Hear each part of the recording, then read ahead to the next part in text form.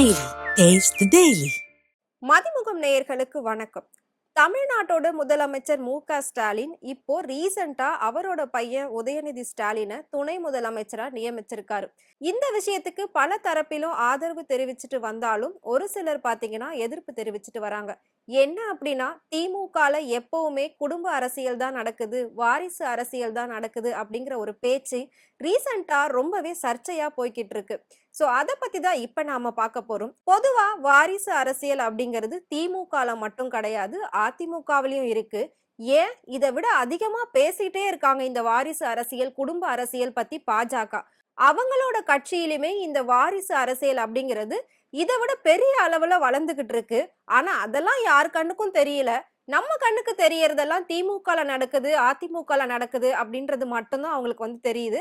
But பாஜகல எந்த அளவுக்கு குடும்ப அரசியல் நடக்குது, வாரிசு அரசியல் நடக்குது அப்படின்றத பலருமே அறியாத ஒரு உண்மையாதான் இருக்கு. அத பத்தி தான் இப்ப நான் உங்களுக்கு சொல்ல போறேன். மோடியோட குடும்பத்துல இருந்து அடுத்ததா அரசியலுக்கு வாரிசுகள் இல்லாம இருக்கலாம். ஆனா மோடிக்கு கீழே இருக்கக்கூடிய தலைவர்கள், முக்கியமான பெரிய பெரிய தலைவர்களோட வாரிசுகள் இதே அரசியல்ல தான் இருந்துகிட்டு இருக்காங்க. இது எத்தனை பேருக்கு தெரியும் அப்படின்னு தெரியல. இப்ப அந்த விஷயத்த நான் உங்களுக்கு சொல்றேன். இந்தியாவோட உள்துறை அமைச்சரா இருக்கக்கூடிய அமித்ஷா கடந்த வருடம் மெட்ரோ ரயில் வளர்ச்சி திட்ட பணிகளுக்கு அடிக்கல் நாட்டுறதுக்காக தமிழகம் வந்தாரு. அப்போ அவர் நடந்த ஒரு விழாவுல பேசினாரு. தமிழகத்துல, தமிழ்நாட்டுல அதிகமா எல்லா இடத்துலயுமே வாரிசு அரசியல் தான் நடக்குது, குடும்ப அரசியல் தான் நடக்குது அப்படின்னு சொன்னாரு. இததான் மத்த மாநிலங்களுமே பின்பற்றிட்டு வராங்க. இது கட்சிக்கும் ஆட்சிக்கும் நல்லது இல்ல. இது எல்லாத்துக்கும் சேர்த்து தமிழக மக்கள் பாடம் புகட்டணும். ஆனா கொஞ்சம் கூட வாரிசு அரசியலோ குடும்ப அரசியலோ இல்லாத ஒரே தூய்மையான கட்சி பாஜக கட்சி தான் அப்படின்னு சொன்னாரு. இந்த வாரிசு அரசியலுக்கு பாஜக கட்சி கூடிய சீக்கிரமே ஒரு முடிவு கட்டும் அப்படின்னு அமித்ஷா பேசி இருந்தாரு. உள்துறை அமைச்சர் அமித்ஷா ஒரு அரசு நிகழ்வை அரசியல் நிகழ்வா மாத்தி தன்னோட பேச்சையே பேசிக்கிட்டு இருந்தாரு.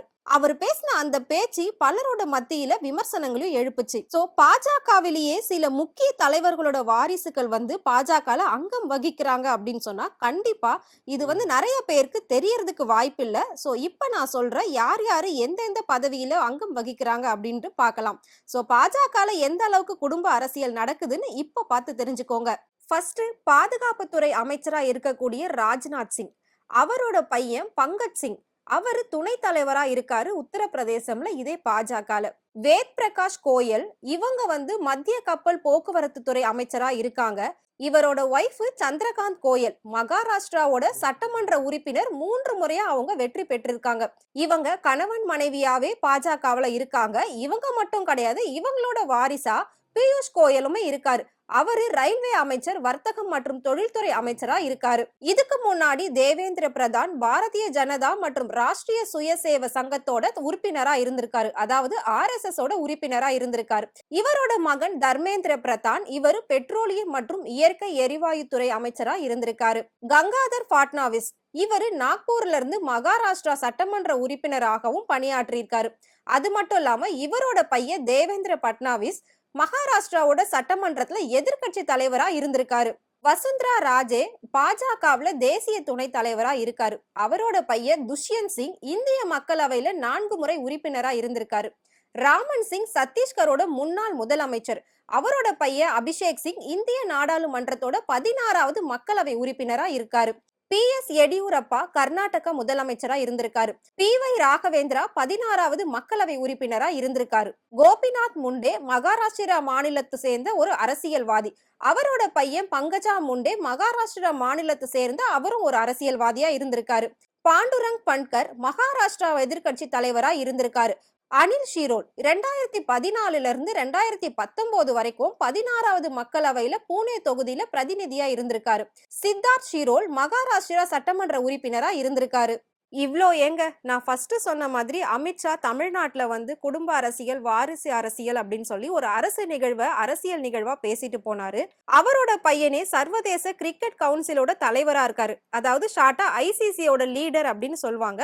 சோ அவருமே பாஜகல ஒரு முக்கியமான ஒரு பொறுப்பு வகிச்சிட்டு இருக்காரு அப்படின்னு தான் சொல்லணும். வாரிசு அரசியல் அப்படிங்கிறது திமுக, அதிமுக, பாமக, தேமுக இந்த மாதிரி எல்லா மாநில கட்சியிலுமே இன்றியமையாத ஒரு விஷயம் அப்படின்னு சொல்லலாம். எதுக்காக நாங்க இதை சொல்றோம் அப்படின்னா, பாஜக தன்னை வாரிசு இல்லாத ஒரு அரசியல் கட்சி அப்படின்னு சொல்றாங்க.